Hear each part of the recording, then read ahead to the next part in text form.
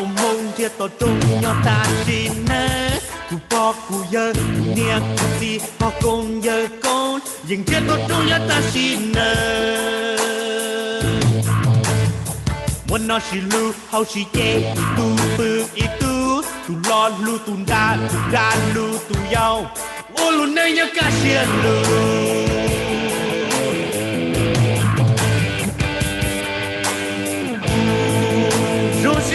tia cú yêu mong tại mọi rồi chúa là cú chỉ cho từ trên ta mò là cú trên gió chúa cha chúa già qua cú không buồn lo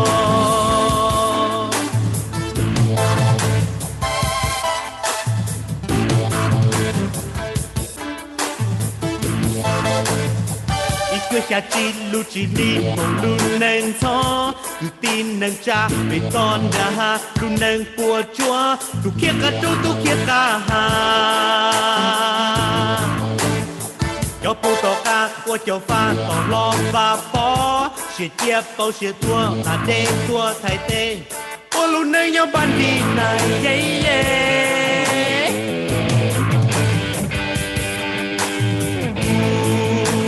sẽ hai tia cú yêu mong tại mọi rồi chúa là cú chỉ cho từ trên ta mò là cú trên gió chúa cha chúa già qua cú không buồn lo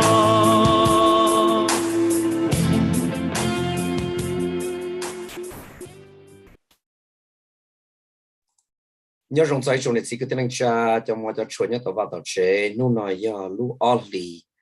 thì cầu xa trong opening của giờ Thursday là giờ nu thì blown tại sẽ kỹ của họ lựa nhận được thì channel của châu đó Mong Radio Broadcast WIXK chỉ cho xuân thì bắt chẳng thế lòng cái lu sắp tông nhớ được tận trong Saint Paul họ program nu nói nhớ số của chùa giờ lòng tại luôn trong Minneapolis thì sắp tông chùa Mong Radio Broadcast sẽ kỹ phương you họ program của luôn trong Minneapolis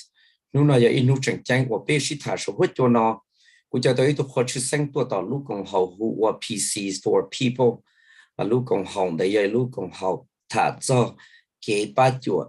cho cái sĩ computer là giờ thì digital equity có mua và họ sĩ lúa sĩ mua chạy thì họ sĩ tàu computer là mu sĩ đó số hết cho chỉ hay lú chỉ hay sống đó chỉ hay là một và chia và là lúa số hết chùa họ nói giờ họ chỉnh chân nhau luôn trong Minneapolis và pe mua jelly pe cho y phá tự chỉ năng nhau luôn trong Minneapolis và ta sẽ nói chỉ tàu mua access là chỉ tàu mua và cái sĩ computer là sĩ một số hết chùa trở lúc sẽ xa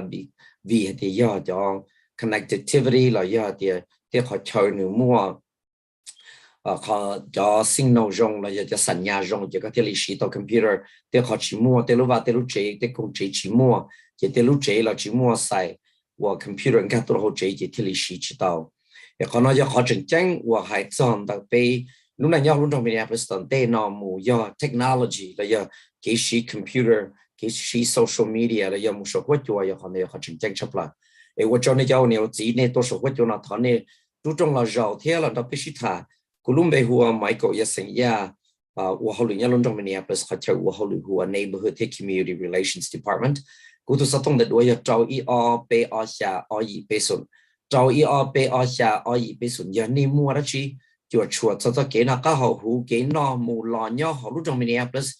chi hai tu chang su chi chi kan tao chi hai o va lu va chi chi ke la loi po cha ya ho ti ya de ne ho chi mua kho wa ne hu sa tông tông một nô là nên hu sa tông tôi cũ thế nên chỉ cho lúc mong nên sáng ra cụ thả kia là tàu cụ tôi cũng mình đang thả thì mà khi đó nên giàu nhiều gì đó nên nhớ số cái chỗ là thằng nên giàu nhiều gì chú trọng là bây giờ bây giờ thả mù li ít số mong tông đây nó cho cái bé mong cái bé thả tiền là phía lên đó nên giàu nhiều gì cú yêu khi đó nên thì tụi mua Naomi ya do tụi nó xây lụt số cái chỗ nó lọt tàu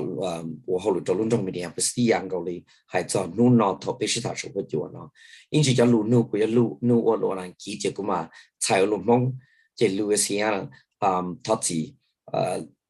Louisiana tiền nhưng mà tế lúc luôn kỹ chế tụ mùa neo mi nhưng mà đi làm một bể ở lúc mong nè để chạy ở lúc mong được bể cho đầu cháu nên chỉ có thể trai cho nên muốn luôn nó chỉ lúc xí hở bể xí thằng nó là hụt là sao tôi chua cháu chỉ ý xa xa o chua cháu chỉ ý xa xa o chua là tao hụt của tôi sao tôi được là tao cháu ý o bể o xa o ý bể xuân cháu ý o bể o xa o ý bể xuân. Welcome, Luciana V. Please turn on your video if you could. Like you to introduce yourself and like also Naomi to introduce yourself. So I thought Luciana, here Naomi, talk here now to King of Bishop. Luciana, let's start with you. Please introduce yourself. Hello, everyone. Good afternoon. My name is Luciana Fee. I am a project manager with PCs for People, and I am so grateful to be here with you today. Nhớ rằng phương sa từ thiên là nó mới hoa lửa xe là phi thiên quý ở tên hình là một chữ là luôn cho nên PC for people thiên nhớ rằng họ nói thiên quý trong xe hình và tờ rồi nhớ là nó cho nên phương sa từ thiên. Thank you. What's your Luciana? Naomi. Luciana, can you tell our listeners, among listeners on air, about your organization? Luciana, talk about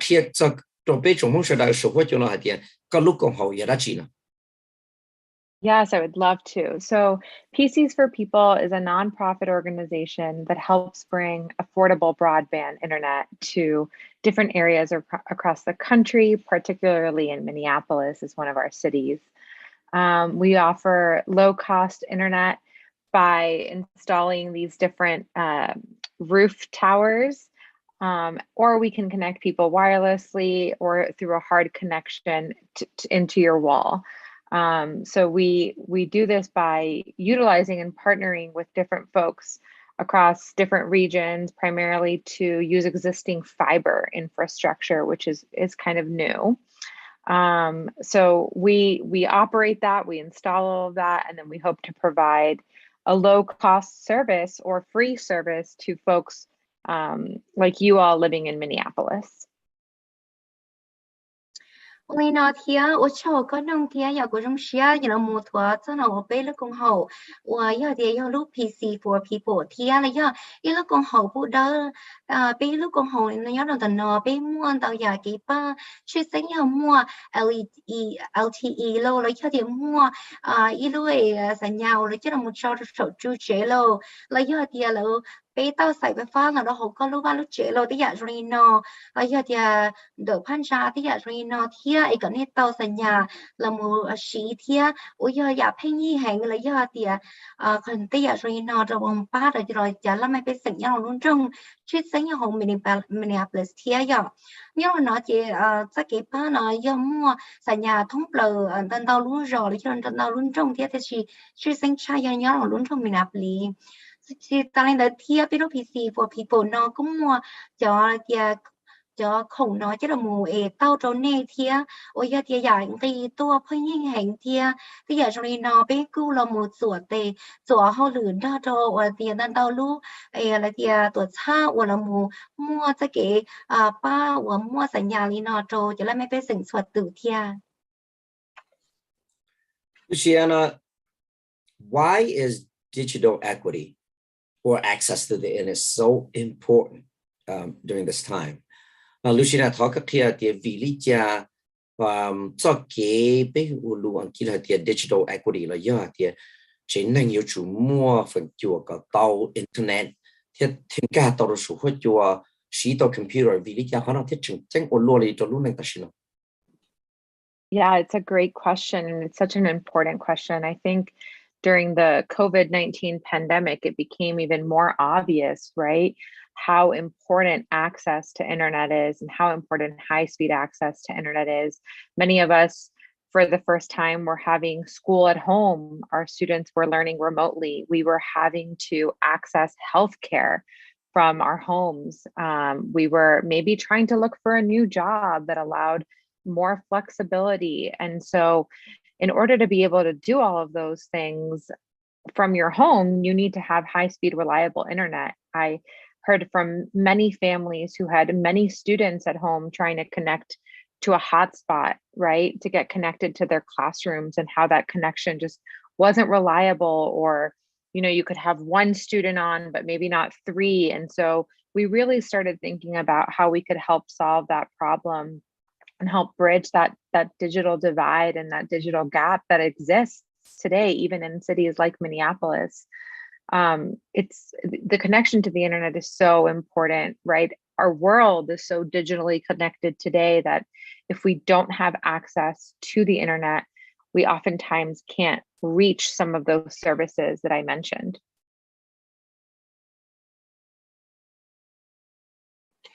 Giờ khơi giờ ý địa địa tôi có mua khẩu về chỉ kỳ thông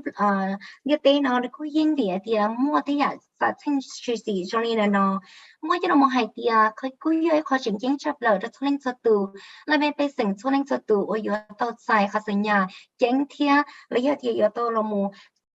tại khỏi internet nhớ đâu hồ ấy xí nhớ đâu hồ và hồ chế thia thì mua từ cá mò nó nếu có lòng bảo bên lúc nên thành trò hay cho cáiว่าเราcả lâu lấy giờ thì mình tự mình nhổ một gần đau gần tờ cái giờ cho nên nó cứ yêu yêu kho và chính chính hành cho nên cho từ lấy giờ thì xua chế nên thì đi mua phình nhớ đâu hồ khó thì xí xài nhà giờ tao thì dùng gì thia chỉ mua thế mình là một chuột chuột ra khăn nó thia nhớ đâu là nó cứ giờ thì giờ chỉ tao xí thế xài nhà nó có xí có mua thế cả tao xí thì tất cả những là chế cả cũng mua tất cả lòng bảo thì sau này thì mua nên qua họ lựa nhớ họ vào họ chế giờ tao xí thế xài nhà nó thì giờ cho nên nó cũng là mua thìจะมีก็มีอยู่กันđóกันđóว่าเราmua xí lúc hotspot thì chỉ tao nên tới thì mua bình tàu chứ cho mình ở tu cần tàu ôi giờ thì thầu là xí rồi xây nhà nó là ôi giờ thì bỏ ít tu mình ở nữa trừ sư họ chỉ bỏ bếp lâu tu nữa cho mình nó là trừ thiết cái con nó là cô thì tài chỉ trong thiết nhỏ như vậy nên đại bếp cô bỏ cái kia con nóชื่อเส้นย่อยข้อจริงแจ้งแห่งจนละไม่ไปสิ่งสวดตู่ชื่อเส้นย่อยย่อหอลุ่นตรงมันเนี่ยปลีว่าไปปอดตัวเตียวีลุ่นไปเชิญหลงปอดตัวเตียขอจริงจริงชอบเลยย่อยอยู่เตาสัญญาก็ชวนมือท่องเราชวนสวดตู่ย่อหอลุ่นรอเนาะ Luciana, you talked about working in partnership with the city of Minneapolis. How are you partnering with the city of Minneapolis? Can you help us understand? Ta có thứ thà mình chỉ cho thì cái của họ luyện được các lúc còn họ muốn cho lúc trong Minneapolis nó thà mình chỉ say và cho cái phong yêu thì họ luyện của kiến cho lúc trong Minneapolis là những một ba đồ trồng nâng sẽ đời nhau lúc trong Minneapolis này họ rong đi chứ. Yeah, so we know that the city of Minneapolis is thinking a lot about digital equity. And so we've partnered with the city of Minneapolis, Hennepin County, Minneapolis Public Schools to launch a pilot program here in the spring, which will offer no cost internet to Minneapolis residents that live in a particular area. So in our coverage area, those people will be able to receive 2 years of free internet. And it's a really amazing service because not only is it free, it's a no background check, no contracts, no hidden fee service as well. So the only thing that we're asking the customers that are joining us for this pilot, well, there's 2 things. One is they must live in our coverage area, and 2 is that they participate in surveys. So we are really trying to get customer feedback on how the service is going for them, how we can improve. And so by offering this pilot, we hope people will join us to be able to give us some of that feedback. We've been partnering with the city of Minneapolis for a long time for a lot of different initiatives, particularly around our computer distribution. And we're taking it to the next level now with the internet. And we're really excited to have this partnership with the county and the city and the public schools. Lina thia hay sanat sa ke công tên thân luôn trong môn đầu giả thia chứ tính sai như vậy tiền lúc PC for people nào biết bỏ tôi tiền luôn trong mình là bị nào thia biết công tên cho lớn cho hay là bên county đâu cho tiền checkกันtới như luôn trong mình là thia ya như vậy nên tới thia biết cũng ba thia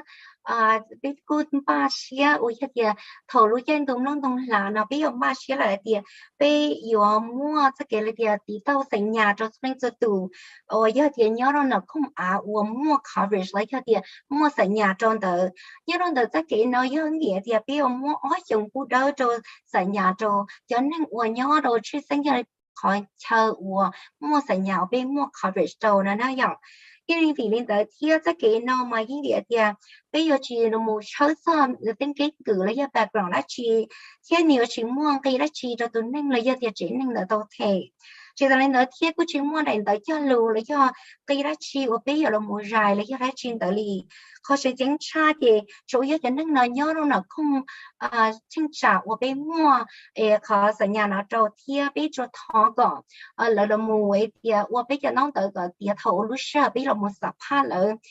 là do những địa thì biết sao taoจะเล่าไม่ไปสิ่งทุเรศตัวเตาใจจะกี่ป้านาฬิกาเตียเตาใจ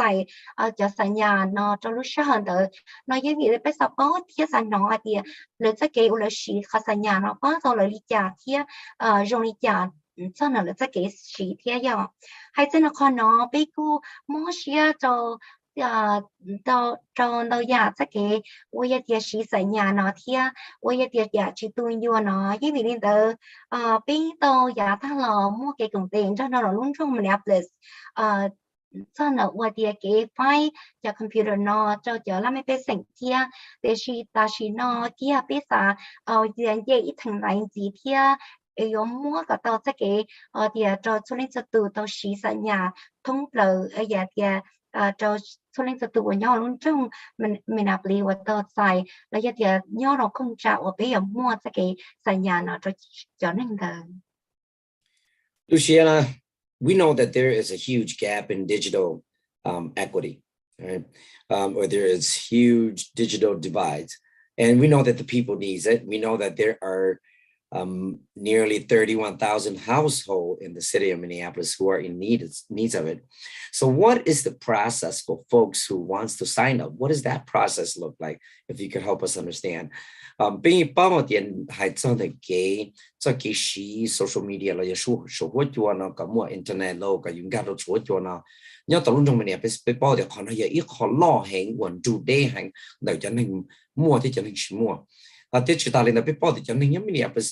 usually bây giờ tới ít pa chỉ nên chỉ mua thế cho nên sao có mua giờ lên đó này cho cái là một chọn để thiết tàu mua internet lo là ya mua và cái gì đó số cho là dùng nên là nếu dùng để thao các hiệu. Yeah, so as I mentioned, for this pilot at the beginning, we are setting up 2 different antennas in 2 different parts of the city. And so for folks to be able to sign up, they have to live within those coverage areas. And those coverage areas are currently being finalized. So I can't tell you exactly where they are, but we'll be able to serve about a 1-mile radius from where those antennas are set up. And in order to determine if you're in our coverage area, you can do one of 2 things. The first thing is that you can go to our website, and that's pcsforpeople.org/WISP, or you can call our customer service phone number. That phone number is 216-352-5594. And feel free to repeat that as many times as you think necessary for folks. But from there on, there's no eligibility requirements. So there's no background checks, there's no credit checks, there's no fees, as I mentioned. Our goal is really to provide people with high quality internet who really need it. As you mentioned, there's a lot of people who are still living in the digital divide, and we're just trying to help bridge that by offering a different solution, partnering with different folks to make sure that we can connect as many households as possible. I think, again, the only catch for us is these surveys that we're asking folks to give us feedback on so that we can continue to learn and expand our program to be able to serve folks outside of just those 2 antennas and be able to grow our project and serve more and more people in Minneapolis. But then if you're eligible and you sign up, you live in our coverage area, you will receive a modem from us, and we'll just plug that modem in and connect you to one of our antennas, and you'll have access to high-speed internet. Oli nó thia bé sa kế ba chữ ở bé ông mua nhớ trong đó nói cho họ thi ý chị do ở bé ông mua ở thứ vật thì tại sân nhà lấy họ chán là đỡ thia nhớ luôn rõ nó thia là do chị luôn trong này này nhở chị còn là đỡ chị cứ do ít khó và mua sa kế mua cả tao sân nhà nó chán nên đỡ sau này tao mà lấy cái chị tôi nhớ lên đỡ thì ít mày lấy do thì ít mày là tụ bé là muốn chúa ở thứ sân nhà lấy do thì ở tụ chán là đỡ này nhở giờ chỉ bù đấy cho nên là đợi thia em còn đợi giờ ít khó thia giờ thì bị bỏ cái này thia vì thì mua cái kế hoạch xin chú là mua cái kế hoạch thì chỉ tao cho sản nhà xí sự thia là này vì đến đợi cái bị cái bỏ cái này thia còn nó có giờ ít khó bị ở giờ thì này sao là mù cái là mù chúng về là giờ thì trong về nhớ rồi đợi cái này mua được biết họ website là tao thia còn đợi giờ pcp4people.org /wish thia giờ chỉ cần lên nó này hú biết từ sát tông là tàu thiệt biết từ sát tông giờ trâu thật gì biết từ sát tông giờ o y trâu b chi o chi chi chụp lao thiệt như vậy nên tới thiệt đồ nên tới này chị b cứ giờ chị mong cái đó chị đó nên thể b cứ là giờ chị chú thân này cái kinh cử á chị thì trên này của mỗi kinh cử đó chị thiệt b chỉ mong cái đó chị đó nên thể nó nè thì còn nó cứ cho con tới thiệt biết là họ pia mà biết sao là mù chỉ cả tàu mua cho sản nhà rồi cho nên của nhớ là không không của nhớ rồi thầu ở biết tàu ở thu chả là thia biết vào cái chia tiền vừa tàu cho là mấy biết sinh cho là mù ba lấy cho tiền vừa tàu xài cho sản nhà nó thiaเขาจึงยิ่งชาติย่อไปเตียไปว่าที่จะเชื่อเตียเลยอย่าละมุมว่าเกี่ยวกับเต็นเราไปเที่ยว่าเท่าไรเท่าใจจะเกี่ยวเท่าชีจะสัญญาณนั้นเราไปจุดทอกันแล้วละมุมตีไปจะรู้ไปเอาสับผ้าเลยยี่เดียเตียไปเจ้าละมุมทอกันแล้วละมุมสับผ้าเลยยี่เดียเตียไปสับเป้าเตียจะเกี่ยวไปต้องนอนเลยยี่เตียเราขอเพี้ยนเนาะหรือปุยเยอะคอยจงเที่ยไอ้ปุยป้าตัวจะละไม่ไปสิ่งโซเล่งสตูให้สนุกจะเกี่ยวชีสัญญาณเนาะเที่ยไอ้ไปเอาชีเที่ยคอมูลระยะตันเที่ยไอ้ยป้าตัวโซเล่งสตู Luciana, you talked about there is no contracts, no background checks, and no hidden fees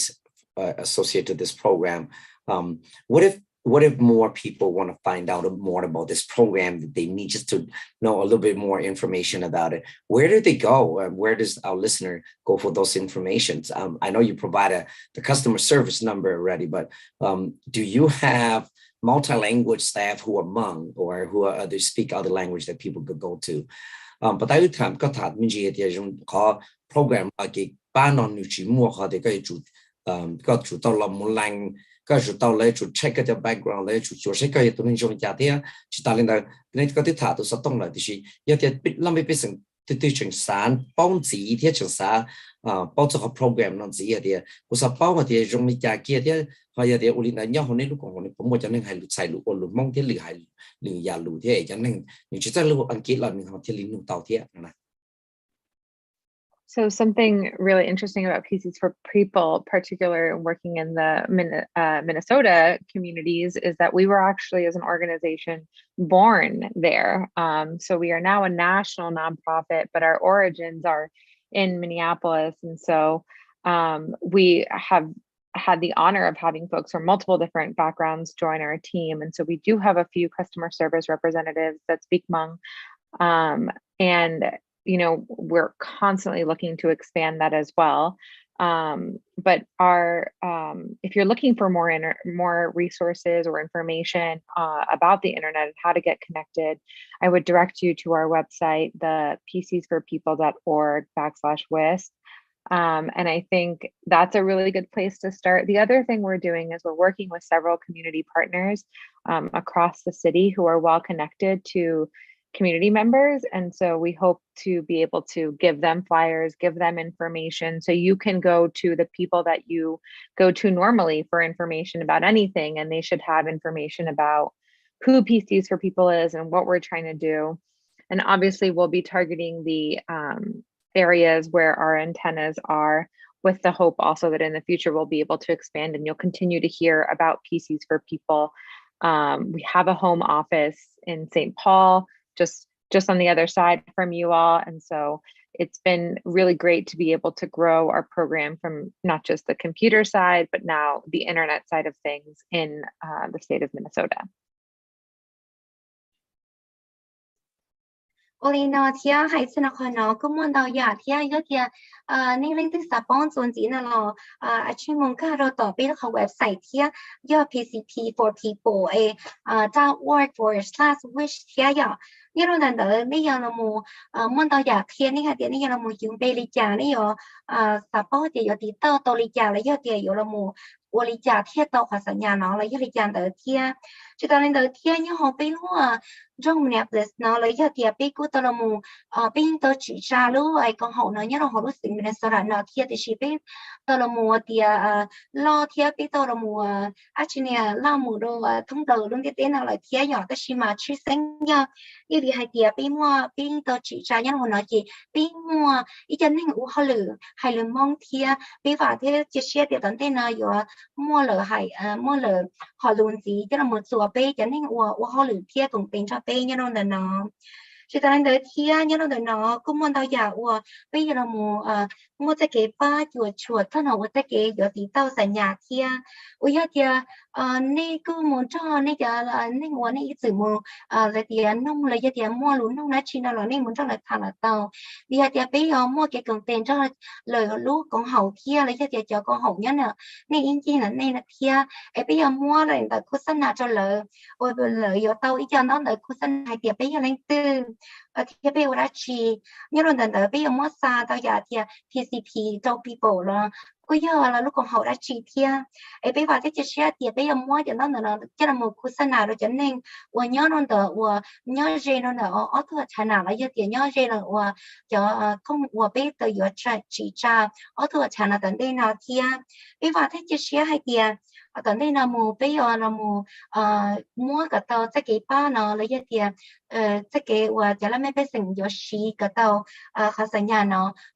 đôi lên ở thì chỉ tài rồi nhớ là không đợi hết sức thì còn đây lúc học kia cho là giá tận đây chỉ tao nên thì bên lúc không càng kia thì chỉ nó cũng mấy lu nhớ chỉ đây là này kia thì chỉ nhớ hà từ đây ra tỏ nhớ luôn luôn trong sinh phò kia giờ bây giờ thì chỉ share thì tận đây nó bây giờ thì bây giờ share con gấu thì hoặc thì PCP for people nó bây giờ thì giờ mua computer từ một ba tờ giờ là mấy bé sinh số đủ sự thì bây cũng dùng share con gấu thì bây một tờ ít cơ chủ là thì bây giờ là mua cái tờ sẽ cái thì giờ xí sinh nhà cho là giờ tận đây nó thì bây giờ share hàng hay thì bây giờ ba tờ cho nên số đủ thì Luciana, thank you so much for the work that you and your organizations do for all residents in the state of Minnesota and other states as well. But last question for you. Please explain to us, help us understand what is PCs for people stands for. What does P stands for, C's and for people for, so people understand and knows your organizations. Và talk here bây giờ các lúc học của PC for people nó ra chỉ có bây giờ bao nhiêu chỗ rồi, giờ họ liệu này của ba rồi cho từ làm mấy sinh nhau sinh Minnesota nó thiên nhau rồi liệu họ thì. Yeah, that's a great question. I think it's a question that doesn't get asked often enough, especially when we're talking about internet, right? For PCs for people, really, PCs is personal computer. And so PCs is a term that people often use to refer to a computer. So I think you could think of our organization's name as Computers for People. So we started as a computer recycle and refurbishing organization where we still do, take in computers from companies that no longer maybe have a need for them. We either recycle them or we refurbish them, and then we sell them back to folks for a very affordable cost if they're eligible for those costs and those computers. And so, as I had mentioned previously, when the COVID pandemic hit and we really saw this great need for the internet, we started exploring how we could expand our business to include being a last mile provider for internet, connecting those homes that maybe are still digitally divided. And so we've expanded our computer for people to also include the internet for people. So that's why you see, we're a nonprofit. We can offer these low cost, no cost computers, internet. But that's a really great question. Olina thia có lulu nung cơ cứ vậy là lựa chọn chân hành thia sau này tao mày có chuyện muốn đến tới nung sau này ta chỉ dùng xíu có tao nung thia nhỏ như vậy thia là lựa thia cho nên tới PC nó nên sai tới thia cho lúc thầu có hay lúc PC nó cứ vậy lúc personal computer lấy cho chị lúc cái computer bé sĩ cho bé tụ khen này nhỏ thì như vậy nên tới thia cũng bỏ tới thia lúc computer nó lấy cho thia mua cho nó một xài rồi chị là mua cho nên là sau sẽ ta chỉ do lúc computer cho năng này nhỏ giờ con là nó cũng bé lúc của họ nó cho nó mua thầu bé chỉ ra mà bé là mua thì mua cho computer lo nữa và cho la lùa lo và lợi chi phí lấy cho computer lợi lấy cho thì bé là mua rộng kho lấy tiền mua là cho computer bé xài lo nữa và cho tổ cha lo lấy cho tiền cho con cho la lùa lo nữa lo bé là mua kho lấy cho computer lo lấy cho thì bé mua bị xài cỡ nó nhỏ thầu thứ và ý tôi nên tư tống trái lúc computer lợi cho đi chàng tới này chị bây giờ là mua chỗ giờ thì là cứ giờ cho nên mua tàu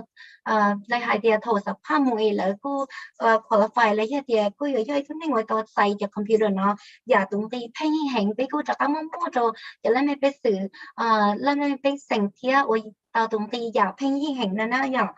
tụng thì nó cứ giờ tụng thì ôi sợ đầu thể tàu thì nó nhỏ giờ con nó cứ giờ khó thì thì chỉ thầu mua tụ các món sĩ kỳ thông đầu biết tên nó biết bỏ ra tiền họ và sau đó sát tông cả lấy cho chỉ tao này nhỏ chỉ do và chỉ tao sản nhà này nhỏ và chỉ cái chỉ sản nhà dạ và chỉ tương đương nó cũng bỏ ra tiền và chế lấy cho chế năng này nhỏ nhờ cũng chỉ tao xài sản nhà nó trở đi lúc xét xa lấy cho ý cho nên tao cho nên họ chỉ tao kia đi bỏ tao hay tiền còn nó cũng ấy khó cho nên mấy bé sinh hoạt tù cũng chỉ tao lấy cho tiền xa tâm cả cái ba rồi vậy như vậy nên tao biết thì tao tan chế lúc họ phía chia biết thì tao là một chỉ cho tiền bây giờ là mua lấy cho tiềnว่ากับตัวคอมพิวเตอร์จอจะแล้วไม่เป็นสิ่งซึ่งที่ไปหาตัวหมูแล้วก็โจว่าอย่างเดียวอยู่ระบบป้าเช่าจอแต่งแต่นอเที่ยวอยู่เที่ยวกับตัวสัญญาจอจะแล้วไม่เป็นสิ่งส่วนตัวเที่ยวอย่างเดี๋ยวคนน้อยยี่สิบนิดเดียวนี่เป้าหมายเดียวไปแล้วก็ห้องนะยี่แล้วก็ห้องเดินซื้อยี่สิบนิดเดียวไปที่มัวตัวตรงก็อยากให้จอจะแล้วไม่เป็นสิ่งเทว่าอย่างเที่ยวจิตนิดเดียวอยู่สีสเกตเดียวสีสัญญาอย่างเดียวจิตเทตรงก็เที่ยวยี่สิบนิดเดียวไปที่อยู่巴到那个摸个到这个巴就出上了，这个是三呀，我也第知道天地。Thank you so much, Luciana and Naomi, for coming on air and share this so important information with our listener on air, especially among community where this digital gap is so huge, not just because people don't have access to a tower that provide them the signals and access to it, but the know-how, technical skills is not there. So maybe perhaps PC for people should consider in the long run thinking about technical training for families that go through your program and they qualify, they're eligible for it. Maybe provide that on-hand technical support and training. So thank you so much for coming on air, and again for taking time off your busy schedules and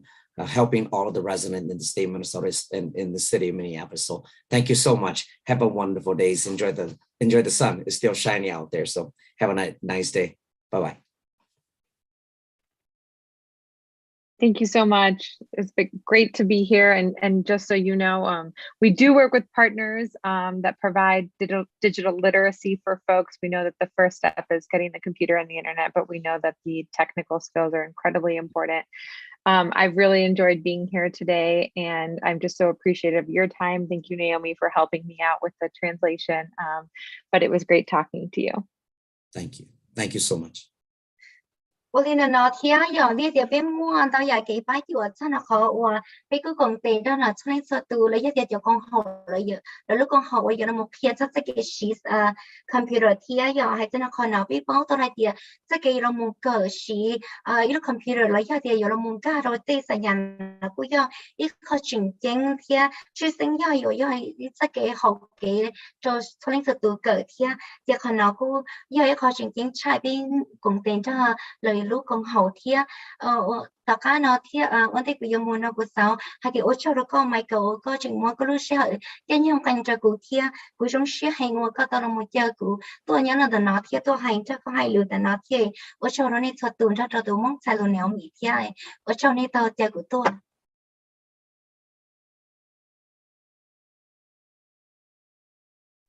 Thank you so much. Theo cho đồ này thì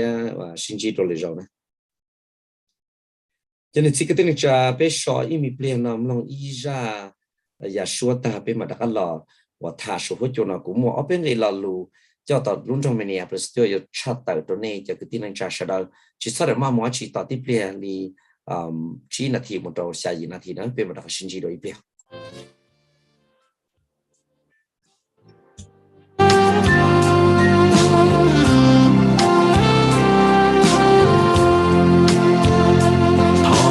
châu trâu có gió kề lù ua có tàu mua nửa lo trâu cù có chóp lúa có nia có gì lu xuống địa ua ý xia lo nhon thọ cù giờ gió gì lo có yên chỉ khe gió kê đi lo có tua trở tê giờ nó môn chê đây dù cuột gió rấu chùa có chín trái yêu bóng chê mùa cụ thấu có trâu trâu có gió kê lưu vì mùa có lũ nền thì ở rồi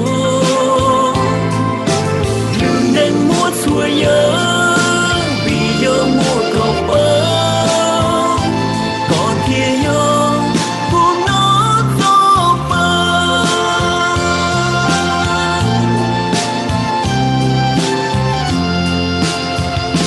thọ qua chữ phong công mong trâu có chuồn chỉ cái nó cả nhớ rồi ua tu nia chơi rong ua lu cao trâu petro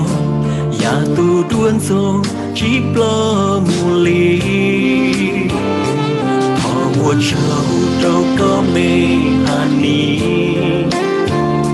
vì mùa có lu nàng thia can chi có gió lu tan chi tua trâu cu lu nàng chơi tự do mùa có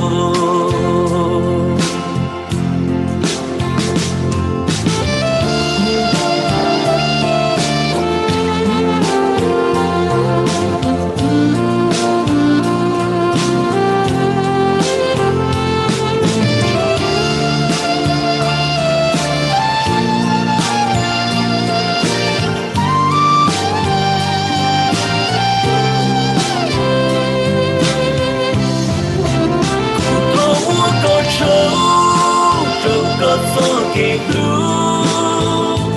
vì mùa có lũ nền thì ở rồi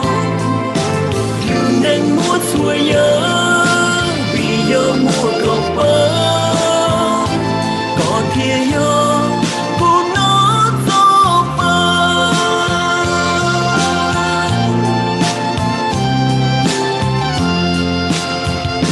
thọ qua chữ phong công mong có chuồn chỉ cái nó cả nhớ rồi ua tu nia chơi rong ua lu cao trâu petro ya tu đuôn sông chỉ plo mù li thọ ua trâu có mê hani vì mùa có lu nàng thia can chi có gió lu tan chi tua trâu cu lu nàng chơi tự do mùa có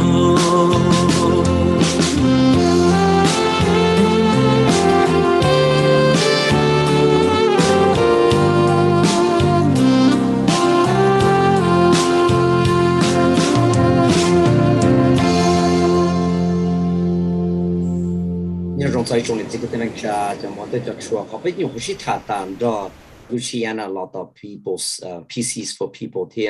so với chỗ nó biết thà cho digital equity là do thì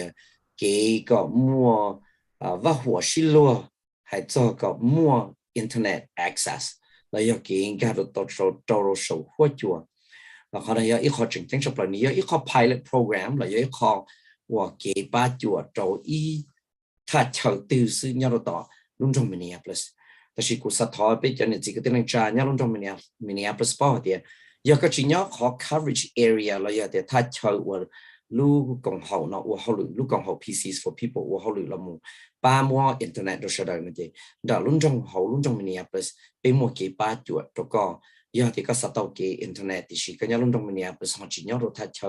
ว่าลูกกองเขาเนาะป้าเนี่ยที่ก็หูมุดเราเปล่าอีตัวลุ่นtrong Minneapolis แล้วอยากก็มุดเรา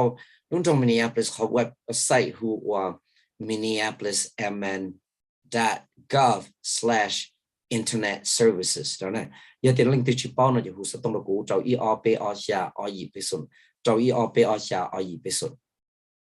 nhớ thọ kia chat tờ đó này cho nhiều gì lù lọt tàu luôn trong Minneapolis kia đó này hả tiệt ta chỉ nó hay cho kế là một tí thái tụ cá mỏ covid của chua non rồi nếu cho họ tư lời nó này nhớ họ luôn nhớ đó họ lúc sáng mình nói ta thì luôn trong Minneapolis pi lu Monday ta là nó và lu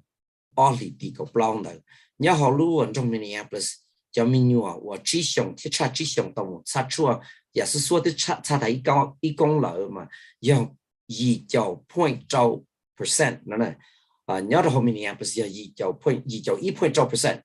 từ một sát chua ta là ý công nó là giả sử số ý công là họ thống lợi lu sáng mình start gì bông rồi sát chào plau 0.1% vậy như lúc trong Minneapolis nó được họ percent share cha lý nhau họ lúc sáng tí gì, sẽ trong này đó là cho tin năng nhau lý nhau họ biết lúc sáng mình là nó mình cho năng lý cho mình cái India lo cho đu lo cho Mỹ lo cho lợi trường bông cát đen từ cho năng đâu thế cho năng Asian là cho năng tới đa nhau lý bây cho năng tới đa cho một sát chua công ở cho công ty Thái tụi cá mắc COVID của cho là tàu chấp lại lý bây giờ gì cho 0.0% cho đâu giờ xa chỗ 0.3% đồ lý chế bông là bông tỷ cho nó lại nó là cho đu cho mẹ thì cho kha thì là bông tỷ cho nó lại khi đó này cho con nhiều gì thì giờ đi trong nên tao lời lọt từ cá món là đi chừng kỳ tàu cái kia nhau luôn trong mình bây giờ nhau luôn sang mình số ta thì giờ lên đó thì lý do có cho nhiệt gì cái tên anh cha này xóa lên số tụ有主选，你讲咪都没有，要得差几项的时候了，就他叫没差错，或者老了了，这出来错多整都没分就，要没差到工作 booster 了，要到没差差工作 booster 下到天了呢，现在的都你讲我要接讲的天一后来用地态度都干嘛 COVID 个做。nhớ cho họ luôn trong Minneapolis đến trong Saint Paul specifically là hay chỗ trong đó luôn trong Minneapolis lu và xa nước đâu là nhớ luôn trong Minneapolis trong này tụi cam mò nó họ kỳ ý nhiều chơi rồi là chỉ theo lý trong này tại chỉ cho nó chủ nhớ đó luôn trong Minneapolis là theo lý lòng hay tiền giá tạt họ là mà có những cái ý họ chơi của một rau một món nọ một điều một chợ hậu cái điều tàu sâu là kia cái này và bát có một sát chua thì có thứ sát là số ô cũng chua lại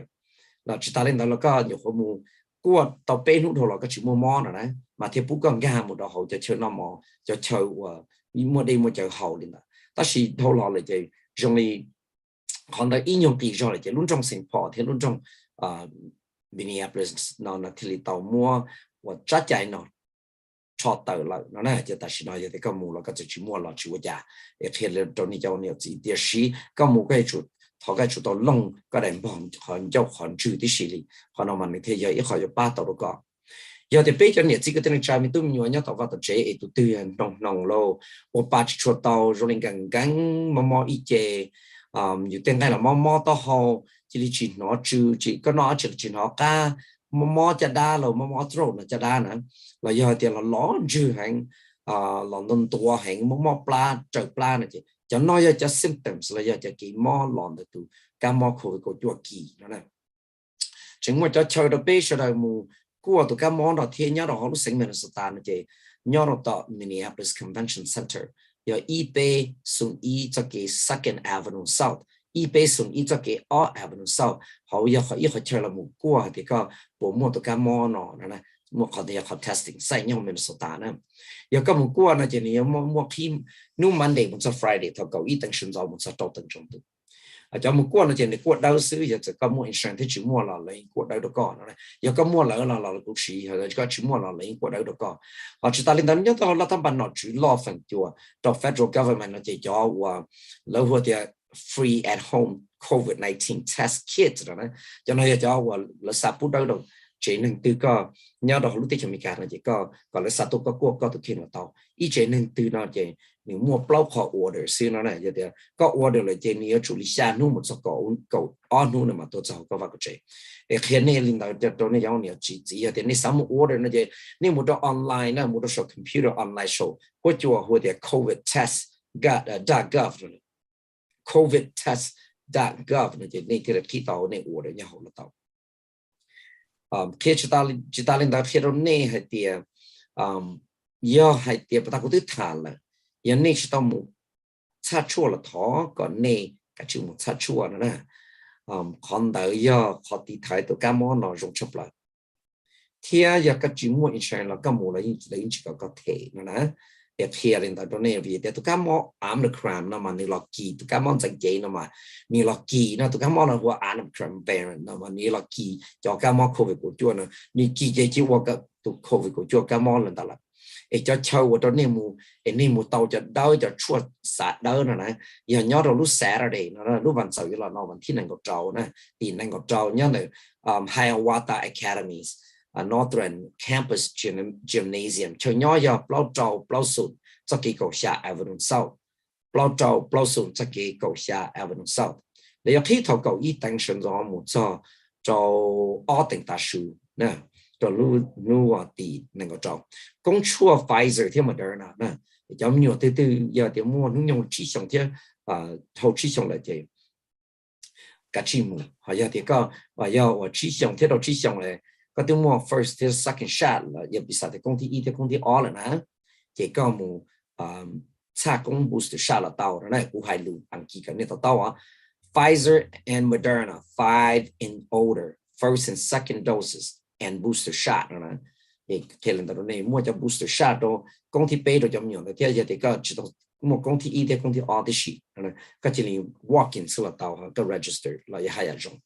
khi này cháu nhiều chỉ là cái này chọn trong này này cho nên trong nhiều mù sát chuồn này khi lên đó bắt đầu chơi nhau của cái khi đó này là giờ nhớ là tại Hiawatha Academies giờ blow sụt cho cái cầu xa Avenue South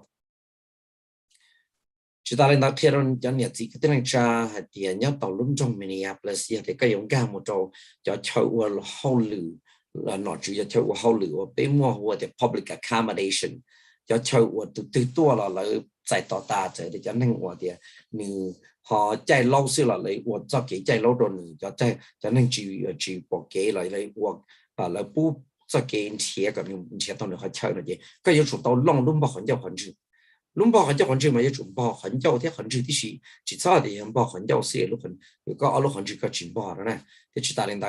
要得个鸟啥好那让那么的好劲了哎了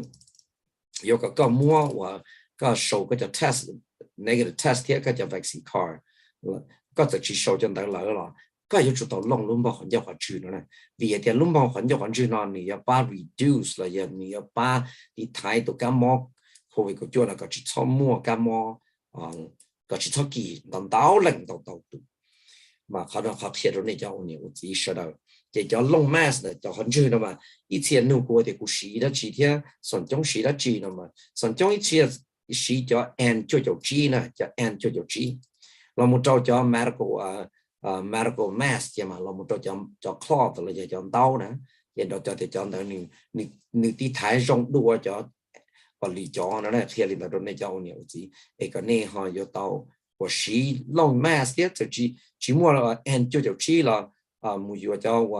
medical mask 到叫弄叫cloth mask เลยยังตัวอย่างเลยแต่是เขา用这个那个就弄了 mask เรื่องตัวนี้叫เนี่ยจี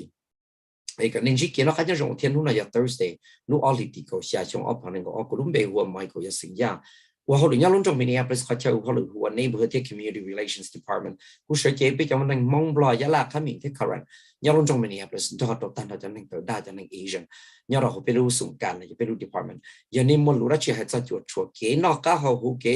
เขียนมูลลอเก๋ลานลัวเก๋พอจะยังลงตรง Minneapolis ในชิปลัวอังกฤษที่นี่สปอนจีนี่เขาสันนักกุฏาบีกูยิ่งตุนแล้วให้ลุมมองนั่นหรอกูสัตว์ตัวนักกุฏากูมาเขียนนี่ที่กูจะชิปแล้วกูยังไม่ได้ถอดกูจะว่าเป้ว่าเขาหรือว่าเก่งเนี่ยตอนหรือรุ่น department หรือเขาเช่าว่าเขาหรือเขาไปรุ่นสังรุ่นตรงMinneapolisจะเช่าว่าเขาหรือตอนนอจีเขากูรู้ตัวสัตว์ตรงแต่ด้วยจะเจ้าอีออเป้อจ่าอีไปส่วนเจ้าอีออเป้อจ่าอีไปส่วนไอ้ทอก็เชื่อเรื่องจีเก่งแล้วเขาจะรงใช้ชัวตัวเข่งที่อยู่เจนนั่งรงไหมสิ่งที่ตัวหรือเนี่ยหรือเปล่า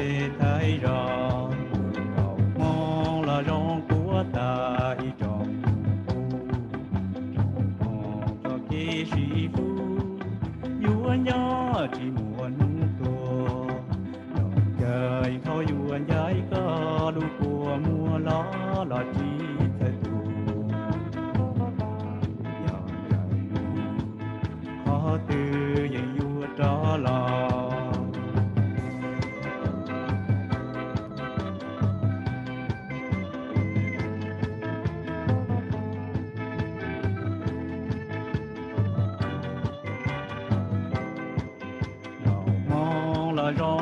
subscribe cho kênh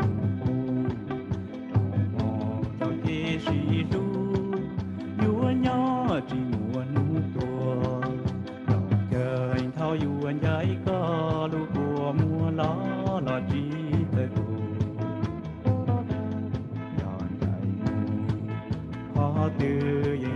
bỏ lỡ